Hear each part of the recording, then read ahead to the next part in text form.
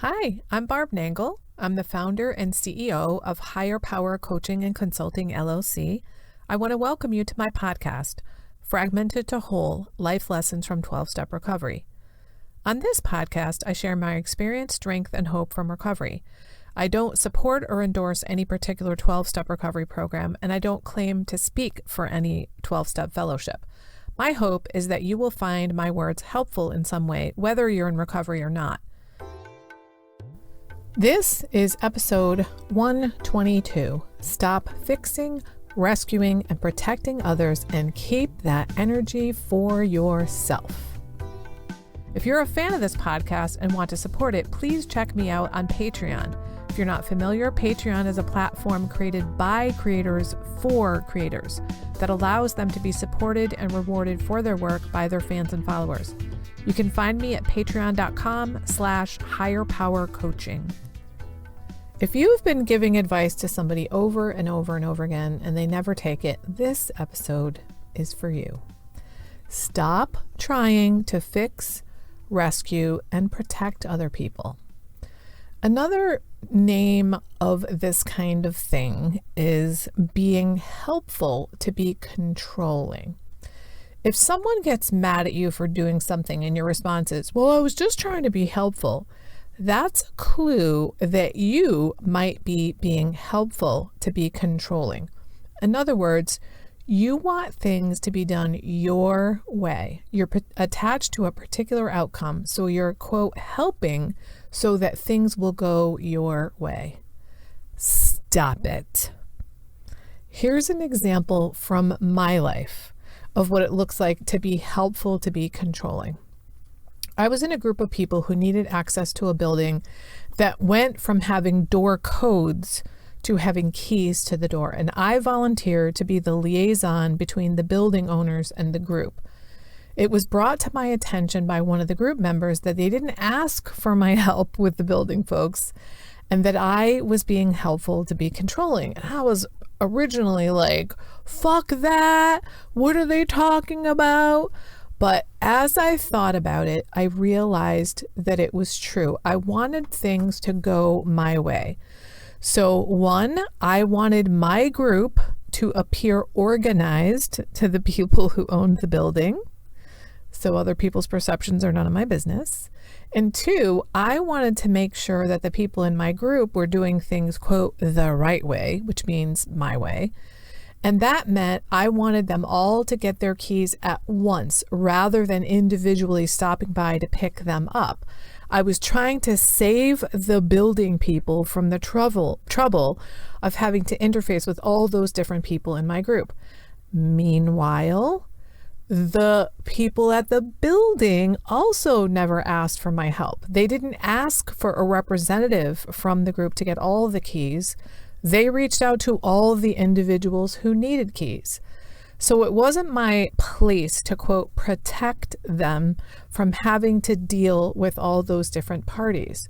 So this is an example of being helpful to be controlling. And I will tell you that of all the questions on my nightly inventory, this one is the most difficult one for me to see because of my history of people pleasing, fixing, rescuing, being a savior, and trying to be a buffer for other people's negative consequences, or at least minimize the negative consequences in their life.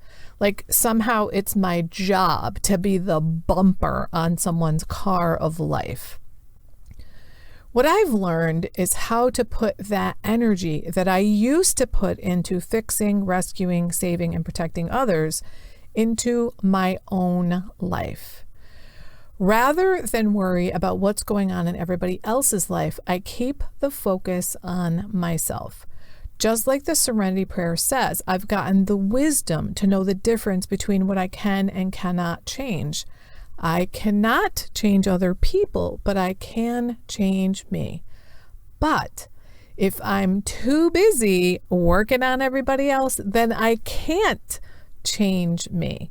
And that, my friends, is one of the reasons why we do all that fixing and rescuing. It's to keep the focus off of ourselves and not look at our own problems or issues. one of the things that I realized when I learned how to reach out for help from other people was that I felt that it was weak. And I started to examine that, and I was like, why do I think that's weak? And it came to me that I also realized that I was somehow better than the people that I was helping and rescuing. And I don't intellectually believe that. And that was a very humbling experience for me. So I was able to stop doing that and keep the focus on myself and look at my own problems. Now, there's a few reasons that we keep the focus off of ourselves and don't look at our own things. Number one, we think that we have to rescue and fix and save and protect other people. We don't realize that we have a choice in the matter, which, by the way, is called a compulsion when we don't feel like we have choice. Number two, we've been told by others that good people help others. Now, this is true, but they don't rescue and fix and save other people. They help them. If you're interested in understanding the difference between being helpful and being rescuing, a good indicator of being rescuing rather than helping is that the other person is not meeting you halfway and you're more interested in the outcome than they are. Those are two indicators that I use. I also ask myself, what are my motives? Now, at first, I didn't understand I was being helpful to be controlling, but once I saw it, it got easier. One of the ways that I was helpful to be controlling was that I was trying to control what others thought of me. I wanted them to like me, to think good things of me, think I was nice, etc. And it's not up to me what others think of me. What's up to me is what I think of me and what God thinks of me. And number three, we've been told that it's selfish to take care of ourselves. This is bullshit. I don't know who the hell is running around telling people that it's selfish to take care of yourself. My meditation teacher, who is Emily from Ziva Meditation, says it's like there's some guy running around telling everybody who tries to meditate, you're supposed to be able to quiet your mind when you meditate. She's like, who is this guy? We need to find him and quiet his mouth because it's our mind's job to think. That's what minds do. Well, I think if there is such a guy, he might be the same guy who's running around telling people that it's selfish to take care of yourself. It's actually selfless to take care of yourself. When you take care of yourself, you've been taken care of, and nobody else needs to take care of you. And because you're taking care of yourself, your cup is full, and you have something to give to other people. And by the way, we should be giving to other people who actually want our help, not people who haven't ever taken our advice after years and years and years of dispensing it, because they don't want it. So stop giving it. Now, if you were to take all of the energy that you've been expending on trying to fix and rescue and protect other people from the harms that might come their way, and put that energy into your own life, imagine how much energy that would be. This is why developing healthy boundaries gives us so much energy. We're keeping it for ourselves. Think about all the energy you spent on all those people over all those years, many of whom didn't even ask for your help. Well, if you're anything like me anyway. If you start putting that energy into living your own best life, you will be amazed at what happens. What brought this all to mind at this particular time is that the other day I was telling somebody a story about a situation that happened a few years ago. I'd been in recovery for a while, and I was quite aware while it was happening, this would have gone very differently before recovery. In the moment that it was happening, I was paying attention, I was in the moment, and at the same time, I was observing myself and seeing how this would have gone downhill fast before recovery because I would have felt the need to fix the situation. So here was the situation. I was in the car on the way home from a fabulous vacation with my sweetheart. We had a phenomenal time, and I was just basking in all the good feelings from the loving, relaxing, beautiful time we had. It was just an amazing vacation. He was driving, and on the way home, we got stuck in traffic, and he was tired and hungry and frustrated about the traffic. And then he had to pee. So he had a few things coming up for him at once. We came upon a rest stop, and he had hopes of being able to empty his bladder and just rest for a few minutes. And it turned out that the restrooms had closed at 3:30 in the afternoon. And he got all upset about why the hell the restrooms are closed at that time of day. Well, I knew enough to say nothing because I had enough recovery under my belt. I knew that I didn't need to try to fix the situation. I didn't need to rescue him or come to his aid. He's a grown man. What I needed to do was just listen and then maybe affirm him. So I said things like, yeah. Now, at the same time, I know that I would have handled this situation very differently in recovery. And I was watching myself as if this was happening in the past. Here's what I would have done. So I would have rationalized with him, which is the last thing people want to hear when they're distressed is rationalizations.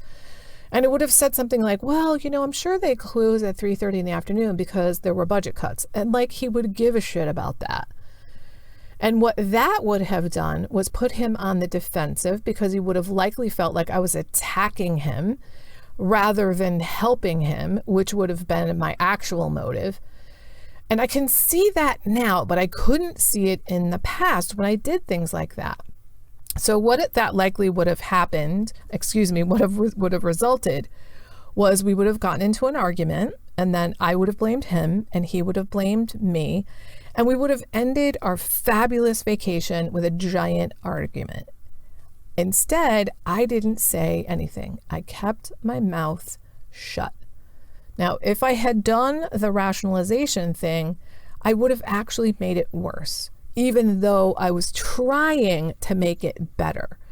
I would have turned it into an adversarial situation, caused a conflict between the two of us, instead of making him feel better about a difficult situation. Now, the reason I'm telling you this is that your attempts to fix and rescue other people are not only not fixing and rescuing them, they're probably making situations worse, like I just described would have happened if I had handled it that way. So keep your advice to yourself and your efforts to fix and rescue, and take that energy that you've been putting into other people and put it into yourself and your life. What do you want, need, like, and prefer? Work on getting that or doing that for yourself. If there are situations in your life that are bugging you, fix them instead of trying to fix other people. Now, here's a little bit more about that situation in the car that was very revealing to me. What I did during the time in the car was I went inside and I realized how awesome I was feeling from our fabulous vacation. And it was also very clear to me at that moment, it's not happening to me. I'm not the one who's hungry, angry, lonely, tired, and has to pee. I feel fantastic right now, and I get to continue feeling fantastic even when he's distressed. I also realized that in situations like this, I used to feel the need to lower my energy to match the energy of the other person. In other words, I wasn't allowed, in my own head, to continue feeling the joy and happiness I was feeling because whoever was around me was upset. And I think, I know this has to do with having healthy boundaries. Boundaries have reverberated into every area of my life. And one of the ways they do that is by helping me to contain energy where it belongs. so I can repel the energy that doesn't belong to me that's negative. And I can contain my joyful happiness. So I was able to contain my feelings of having a joyful, happy vacation and loving even the trip in the car, and repel his feelings of anger and not take it personally or feel like I needed to fix it or change it. You don't have to feel what others are feeling. You get to both repel their negative energy and hold on to your positive energy, which is why we have more energy when we stop trying to fix and rescue others. This is what it's like to come out of enmeshment with others. We can focus on ourselves and put our energy in places where we really want it to go, instead of letting it wander all over the universe in attempts to help others, many of whom don't even want our help. So here's my challenge for you this week. Ask yourself this: am I more invested in someone else's life than they are? Am I giving unsolicited advice to others? Am I buffering others from the negative consequences of their own actions? If that's you, stop it. Just stop it and start putting that energy into your own life. If you need some help with that, it's kind of my specialty. I'd love to help you with that, learning how to keep the focus on yourself, keep your energy for you, and only expend it on people and situations you're actively choosing, and where you're not more invested in the outcome than the others involved. And you're in luck right now because I am having a 3-for-1 special for my membership community, which is called Secure, Loved, and Brave. Normally, it's $97 a month to become a member, but right now, through August 29th, 2021, I'm doing a 3-for-1 special, so it's $97 for 3 months of membership. And what you get as a member is 2 monthly group coaching calls via Zoom per month. I guess that's what monthly means.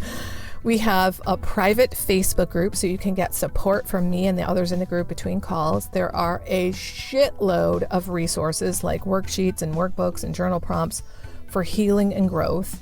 And then as a huge bonus, you get access to my signature course, 6 Weeks to Better Boundaries with Barb. It's the self-guided version of the course, which means I'm not coaching you personally, but there are videos of me walking you through the concepts, as well as a multimedia curriculum so you can learn how to have healthy boundaries. And then there are worksheets with exercises to help you build your own personalized boundary system so that you can hold on to your energy, stop giving it away to other people, and repel the negative stuff from other people. You can find more about my membership community on my website, higherpowercc.com/membership. There's also a link in my bio on Instagram, and I'll also drop the link in the show notes. Take care, my friends. Take care of yourself. Hold on to that energy for yourself. Talk to you next week. That's it for today. If you've been finding this podcast helpful, please consider a donation to ensure I can continue. To choose the level of support that feels right to you, go to patreon.com/higherpowercoaching.